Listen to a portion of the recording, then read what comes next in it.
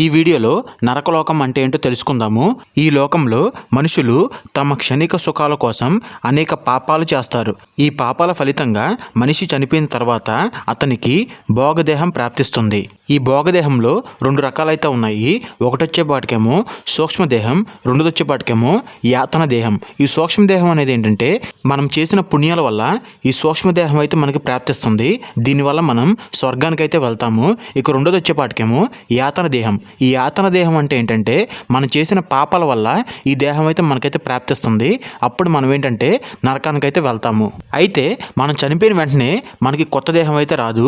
మనకి కొత్త దేహం కావాలి అనుకుంటే కనుక మనం అంతకుముందు జన్మలో చేసిన పాపాలు కానీ పుణ్యాలు కానీ వాటి వల్ల మనం ఫలితం అనుభవిస్తే కనుక అప్పుడు మనకైతే కొత్త దేహం అయితే వస్తుంది. అయితే అసలు ఈ నరకాలు ఎన్ని ఉన్నాయో ఇప్పుడు మనం తెలుసుకుందాము. శ్రీమద్ భాగవతం ప్రకారం నరకలోకాలు మొత్తం 28 అయితే ఉన్నాయి. అయితే నేను ఈ 28 నరకాల గురించి ఈ వీడియోలో నేనైతే మీకు చెప్పను. ఎందుకంటే మీకు కూడా బోర్ కొట్టిద్ది అనమాట. నేనేం చేస్తానంటే ఒక్కొక్క నరకం గురించి ఒక్కొక్క షార్ట్ వీడియో అయితే చేస్తాను. ఆ షార్ట్ వీడియోలు ఏంటంటే ఎక్కువసేపు అయితే ఉండదు. 30 సెకండ్స్లోనే మీకైతే నరకం గురించి అయితే మీకు అర్థమైపోద్ది అనమాట. మీరు అవి కూడా చూడాలి అనుకుంటే కనుక మన ఛానల్లో ఉన్న షార్ట్ వీడియోస్లోకి వెళ్తే కనుక మీకైతే అక్కడైతే దొరుకుతాయి. మీరు అక్కడికి వెళ్ళి అయితే చూసేయచ్చు అనమాట.